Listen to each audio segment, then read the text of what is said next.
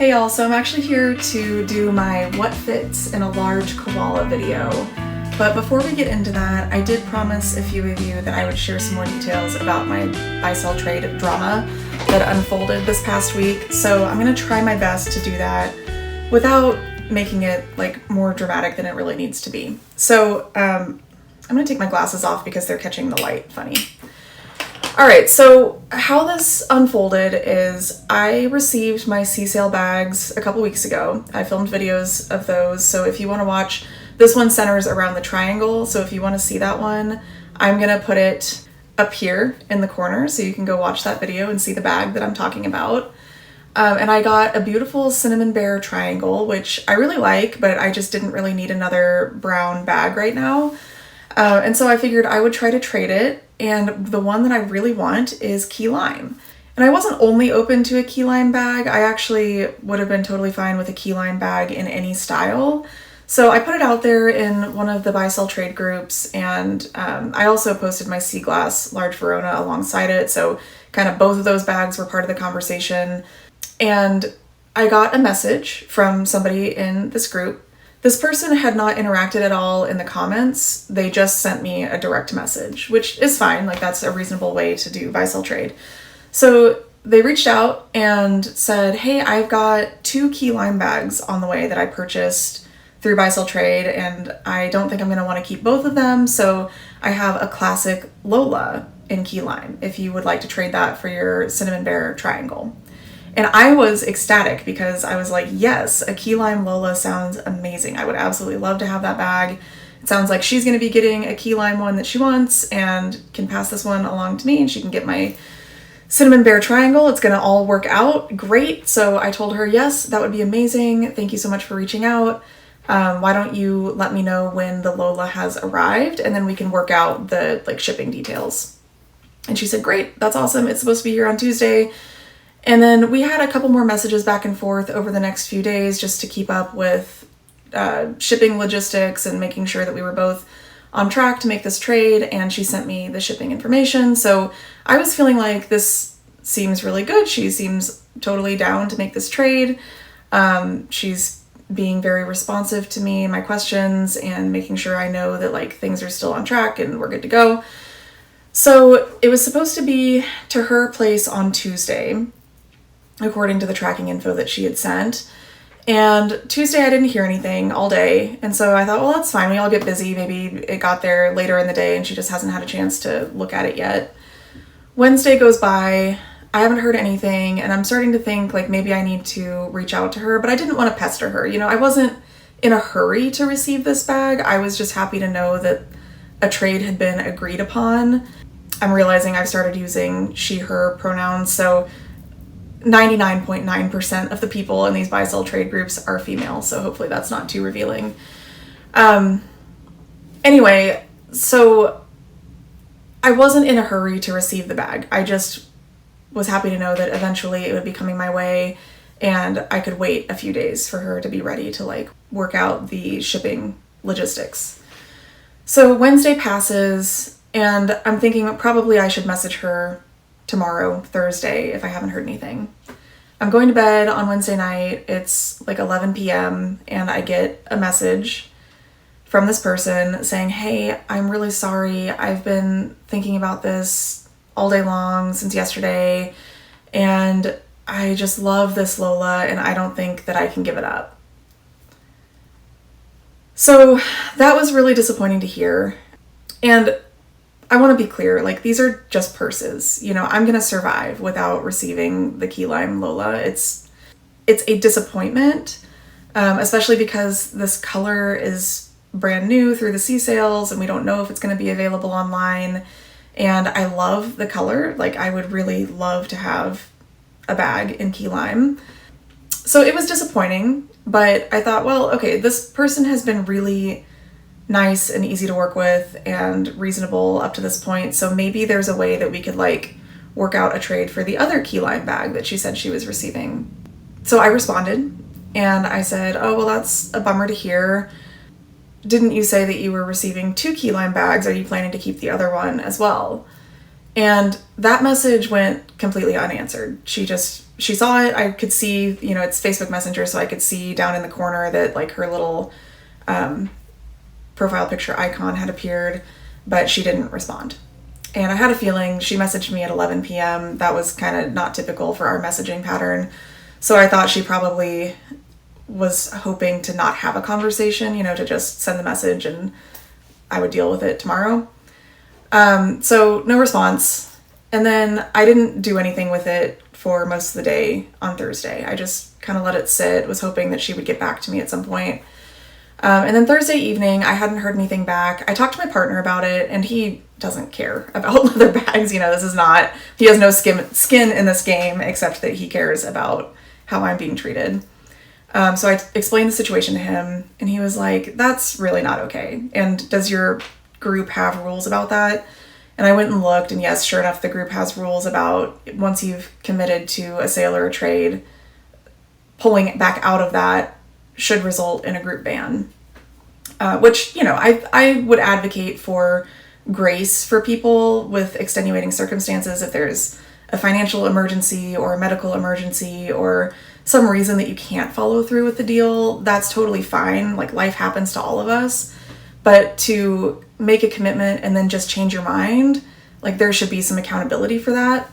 And even if nothing happens for me out of this, I want to make sure that this person doesn't continue to make offers to people that she's not willing or able to follow through on.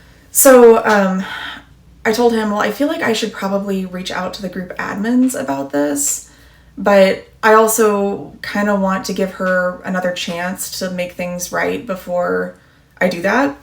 Like, I would hate for somebody to get banned from a group that they enjoy participating in just because of poor communication. So I reached out to her again with a pretty direct message, and my partner helped me with this because I have a really tough time being direct in conflict. Like, I tend to just kind of roll over and try to make the other person happy. So I wrote something up and I had him read it, and he was like, no, that's too much and not direct enough, so let's make some changes. So I tweaked it a little bit, and what I ended up sending her was this. And you can pause to read it if you need to. I've covered up all the identifying info here. But I sent her that message and was hoping that she would come back to me with some sort of willingness to like work this out. That it wasn't going to be enough for her to just say, well, I changed my mind and I'm sorry and I hope you can forgive me. Like, I forgive you. I don't think you're a bad person, but I want to complete this deal that we had agreed upon, or if you can't follow through on that deal, then I want to see if there's some other way that we can make this feel right for both of us.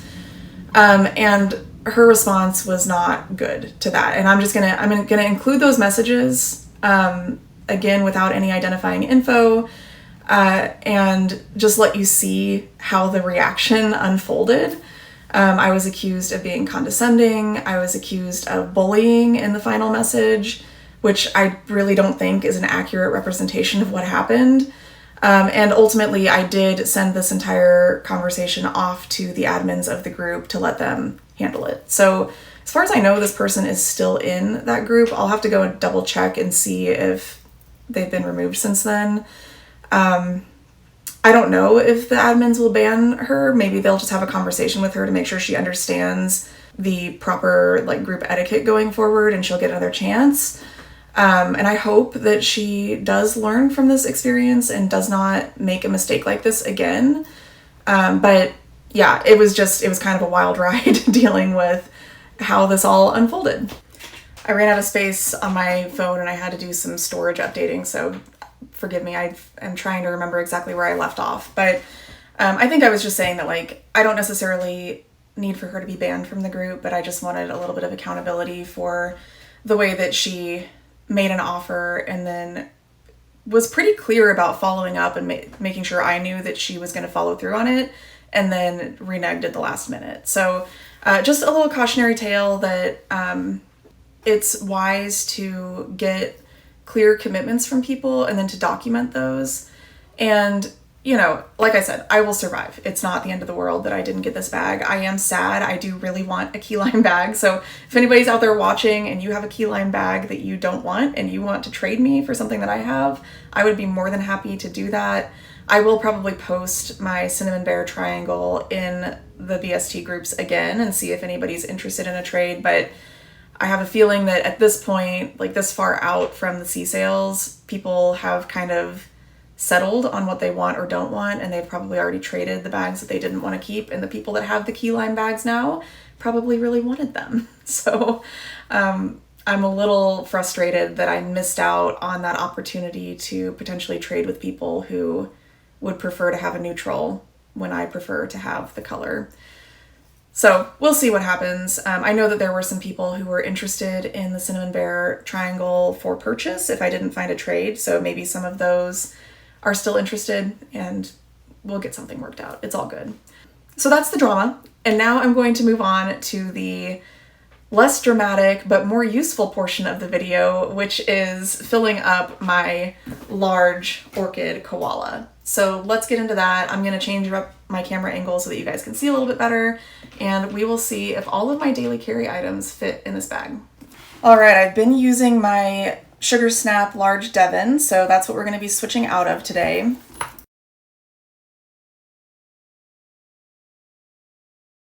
We're going to start with the Seafoam Eclipse. This is what I keep all of my just odds and ends in, and it sits very nicely at the bottom of most of my bags, and it looks like that's going to be true for the koala as well, so I'm very happy about that. And then I've got my Baja Gordita that I like to just slide alongside of my Eclipse. I have my little Baja Mini Dop keychain that has some candies in it, so I'll toss that in there. I have my Lavender Mini Taco that contains my key fob with my little tiny nail oil.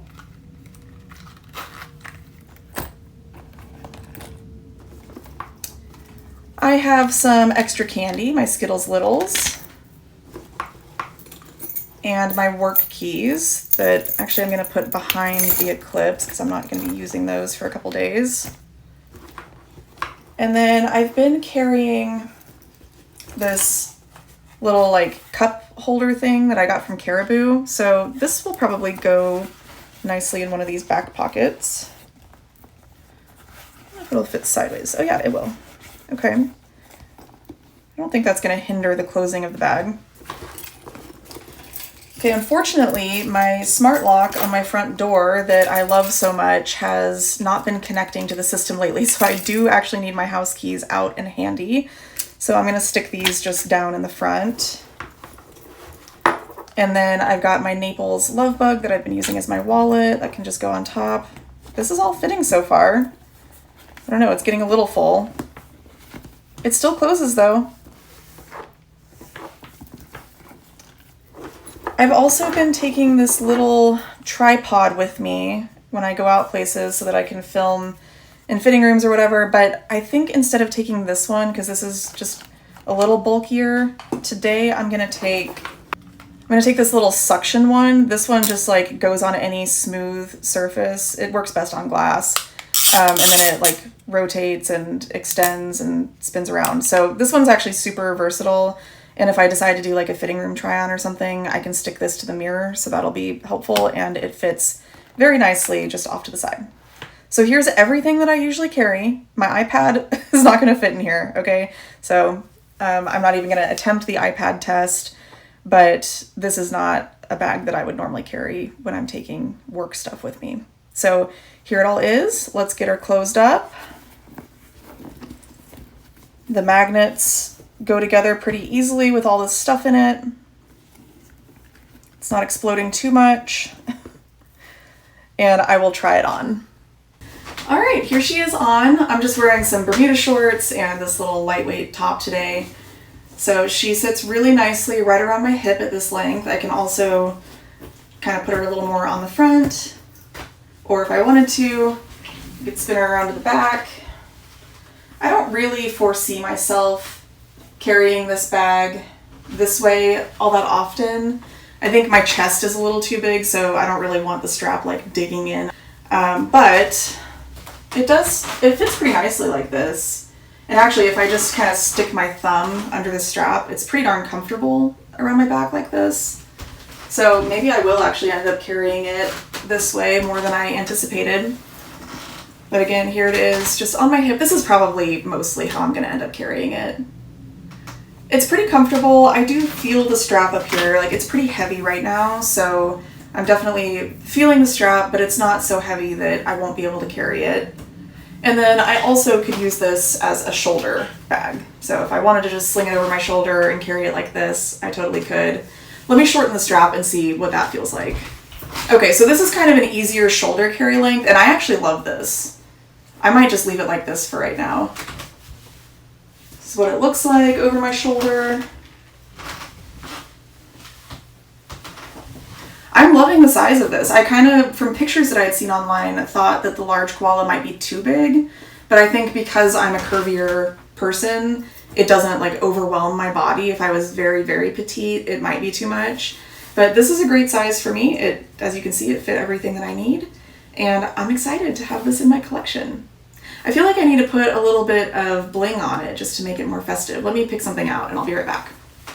I put all of my PLG flair in this little spinny container that I got at TJ Maxx. I was having a hard time choosing between my Mockingbird pouches or something fruity, so I ended up going with the orange pouch, and I'll probably stick my Aldi quarter in here so I have easy access to it. So here's the look for today. I'll put on some like brown strappy sandals with this outfit, and I'm ready to go grocery shopping. All right, let me know what you guys think of the Large Koala. Do you think that it would fit everything that you need on a daily basis, or are you a big bag person? I love a big bag too, but for just daily carry, going to the grocery store, running errands, this is a pretty good size for me. Let me know too if you have any thoughts about my drama. Did I handle it okay? Am I actually the a-hole here? Like, let me know if I need to correct my behavior. I feel pretty good about the way that I handled it, but I'm always open to constructive feedback. And yeah, I hope that if you are going to engage in the buy-sell trade community, that this story helps you look out for some red flags, or maybe just be a little more careful about how you approach an agreement before you have any tangible evidence that it's going to go the way that you expect it to. So I don't know, that's a little long and rambly, but that's what I have to leave you with today. So thank you so much for watching. If you enjoyed this video, I would appreciate it if you would give it a like, and go ahead and click that subscribe button if you have not done so already. I also would love it if you would click the notification bell so that you get notified every time I post a video. All right, thanks so much for joining me. Take care, and I'll see you in the next one.